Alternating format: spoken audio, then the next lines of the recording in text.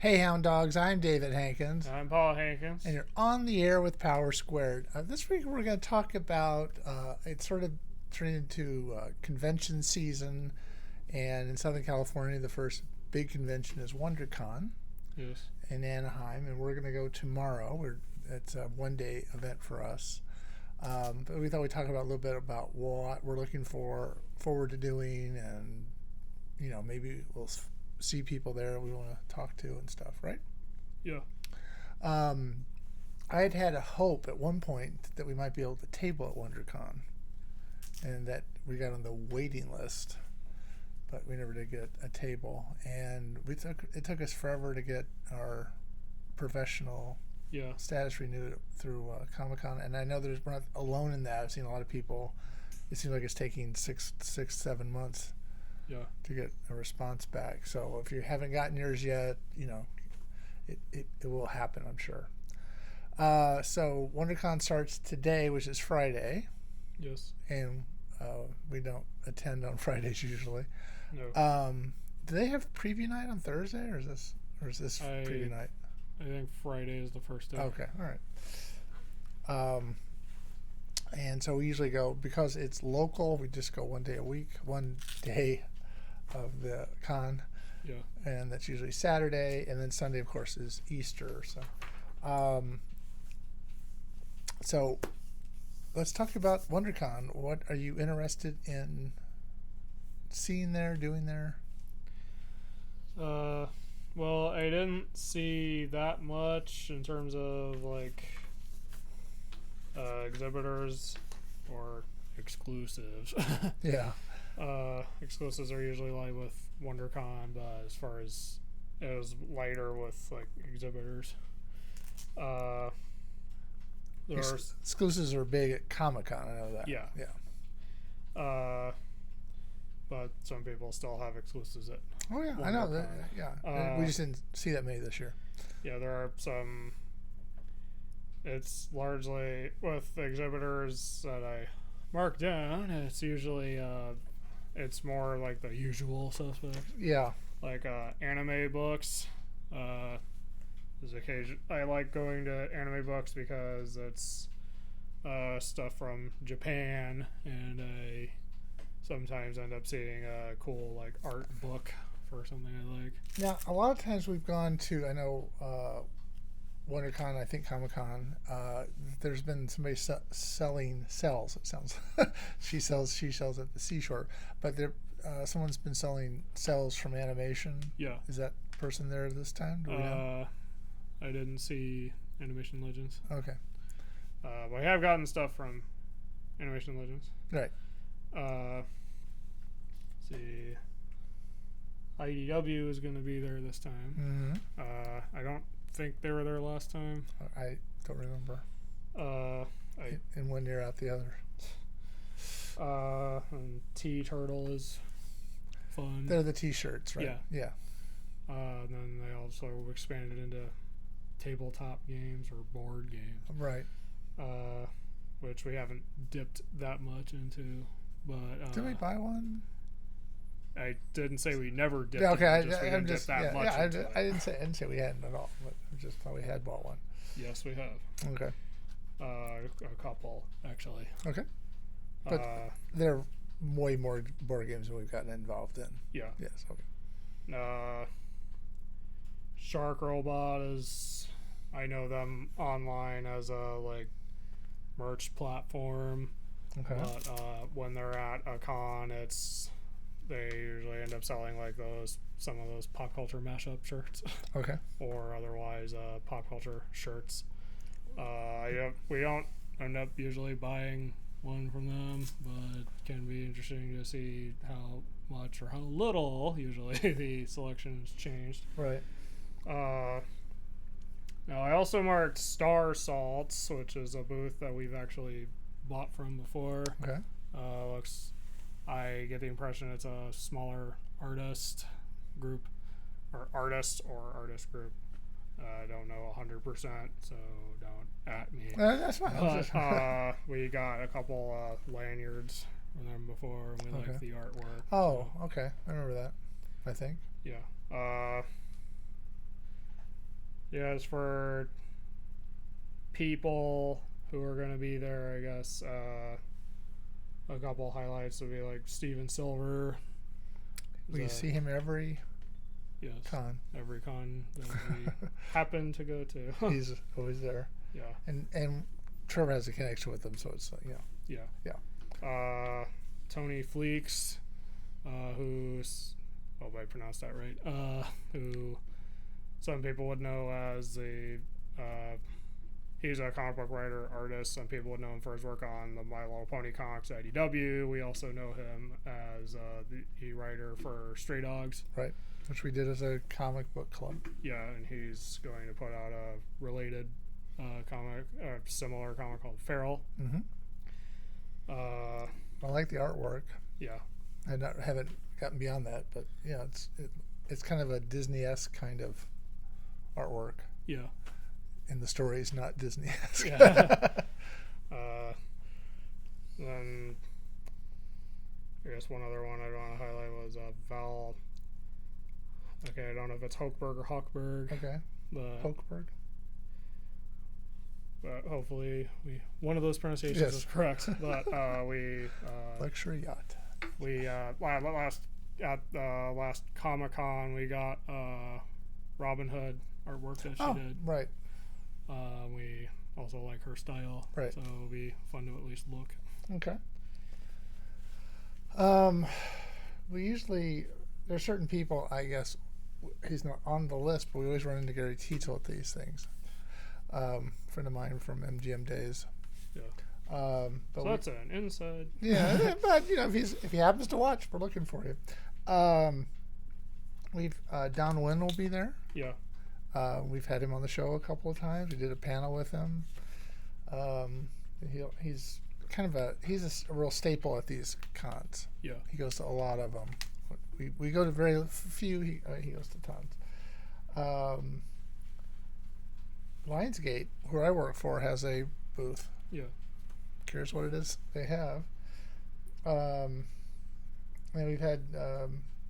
I also have White Ash Comics down here. I just recently got a Kickstarter fulfillment from them for the game number 3 or whatever. So I was interested in going by and slapping a howdy on them. They're not other indie comic book creator. Yeah. I kind of feel a little, I try to have an affinity, and I talked to him at Comic-Con about being on the show, and of course didn't follow up. But you just forgot? Yeah, it seems like time got away. I don't know what happened last year, but it seems like time got away from me on stuff. So basically it's a lot of the same people that we normally run into at these. Yeah. And then one of the things I guess you can always do is go to panels. Yes. And for one day we have a lot of panels that we're theoretically interested in. Yeah, that doesn't mean we're gonna go to even half of them. Yeah.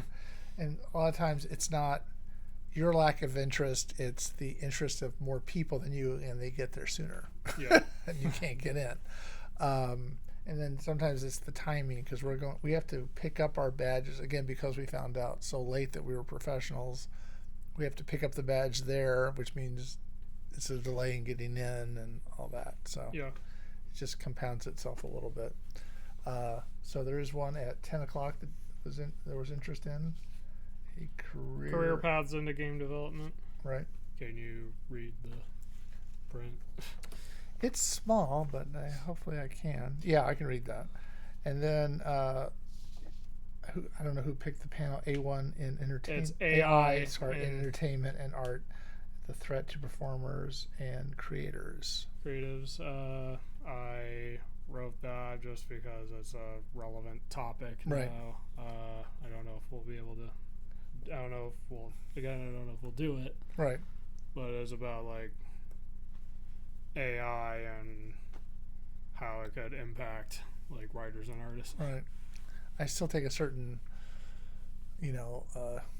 hope away that you can't copyright what they do. So you may not want to spend your money on something, but.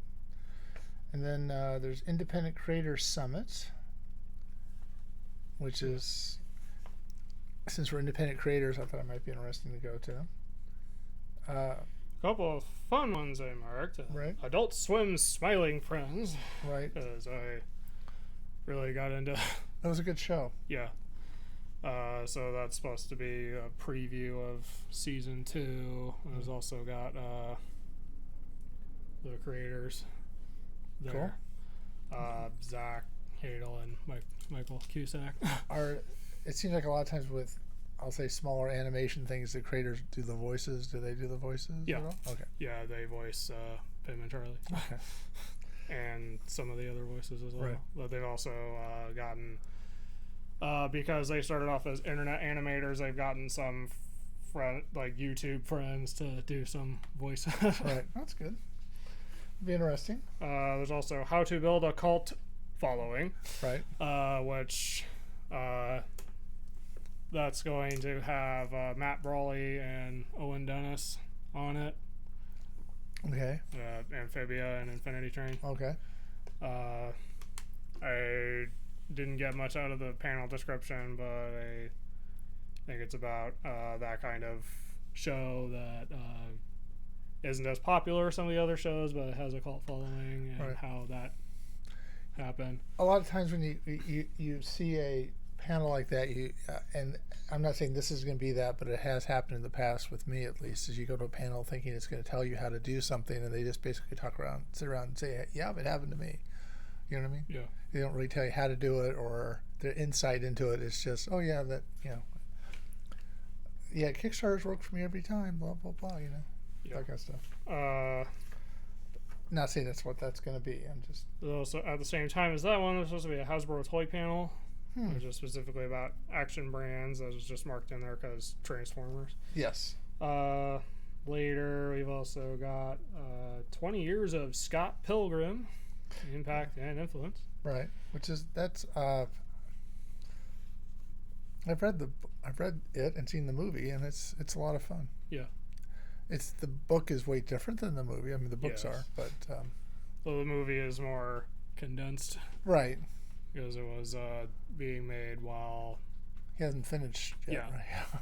So for the last part, they had to go off of Brandley O'Malley's notes for the 6th book. But that's a really fun movie. Yes. Also marked How to Get News Coverage. Yeah. Now that's Rick Offenberger, who's been on the show several times, or a couple times, and he's very supportive. He runs First Comic News, and he's been very supportive of us, and so I like to go. And we've gotten some press out of it. Yeah. Having met people, panelists and stuff. So I'd like to go to that for two various reasons. I think it helps us and it helps him as well. Now there are a couple that are also like late at night, so I don't know how likely they would be. But there's Let's Make a Board Game, which is about prototyping a board game. Right. And Parenthood According to Bluey. Yeah.